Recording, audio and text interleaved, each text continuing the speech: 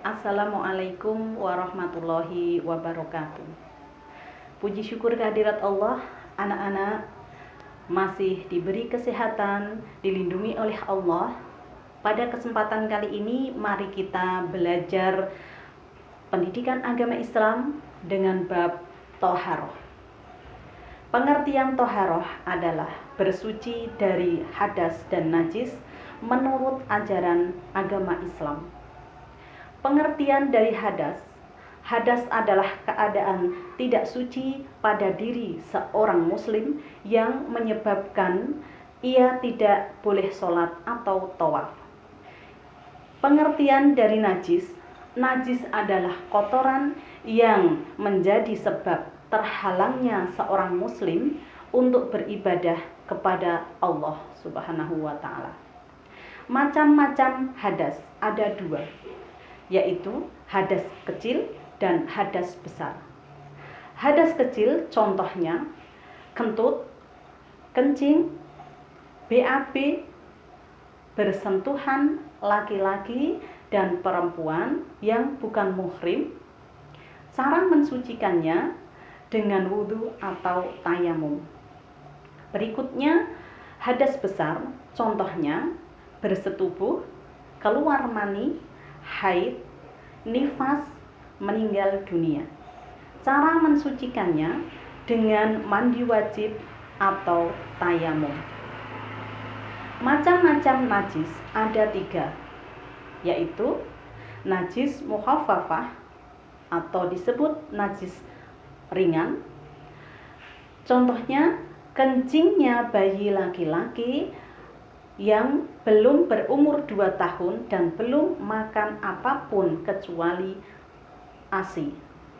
Cara mensucikannya dengan memercikkan air atau mengusap permukaan yang terkena najis dengan air yang suci.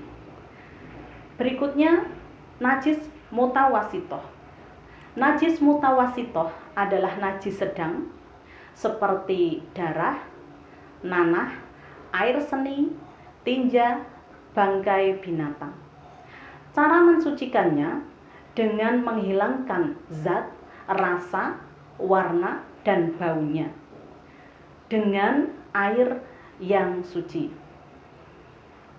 Berikutnya najis mughaladoh atau najis besar, seperti anjing, babi.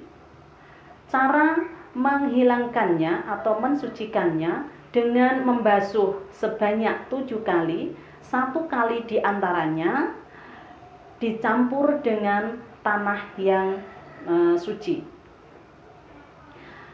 Tata cara toharoh. Sekarang pertama, tata cara mandi wajib. Mandi wajib adalah mandi untuk menghilangkan hadas besar atau disebut juga dengan mandi jinabat atau mandi junub. Pertama, caranya niat mandi besar. Yang kedua, mengguyurkan semua air dari ujung rambut sampai ujung kaki. Berikutnya tata cara wudhu. Pertama, niat wudhu. Kedua, membasuh muka. Yang ketiga, membasuh kedua tangan sampai siku. Keempat, mengusap sebagian rambut kepala. Yang kelima, membasuh kaki sampai mata kaki. Dan keenam, tertib. Berikutnya rukun tayamum. Pertama, niat tayamum, mengusap muka dengan debu yang suci. Yang ketiga, membasuh atau mengusap kedua tangan dengan sampai siku dengan debu yang suci. Hikmah toharoh. Pertama, akan terhindar dari segala penyakit. Yang kedua, orang yang selalu menjaga wudhu akan bersinar wajahnya kelak di saat dibangkitkan dari kubur. Yang ketiga, sebagai sarana mendekatkan diri kepada Allah. Yang keempat, kata Rasul, kebersihan itu sebagian dari iman. Ada pepatah mengatakan bahwa kebersihan itu pangkal kesehatan. Yang kelima, kebersihan akan membuat kita menjalani hidup dengan lebih nyaman. Kesimpulannya, 1. Toharoh adalah bersuci baik dari najis maupun hadas. Yang kedua, hadas dibagi menjadi 2, yaitu hadas besar dan hadas kecil. Pengertiannya tadi sudah saya sampaikan. Terus yang ketiga, najis dibagi menjadi 3, yaitu najis mukhafafah, mutawasitoh, dan mughaladhoh. Berikutnya yang keempat, cara toharoh dengan wudu, dengan mandi wajib, dan dengan tayamum.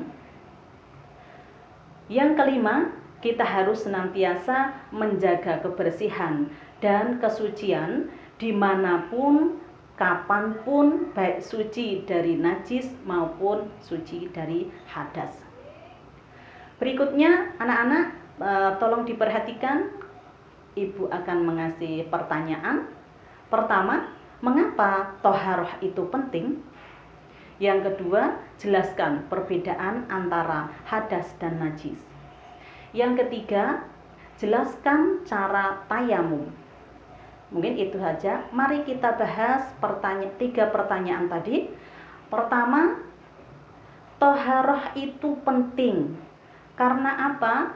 Karena dapat menjaga kesehatan, dicintai oleh Allah, dan hidupnya terasa nyaman. Yang kedua, perbedaan antara hadas dan najis. Hadas adalah keadaan tidak suci pada diri seseorang yang menyebabkan tidak diperbolehkan untuk sholat atau tawaf. Yang kedua yaitu najis adalah kotoran yang menjadi sebab terhalangnya seorang muslim untuk beribadah kepada Allah Subhanahu wa taala.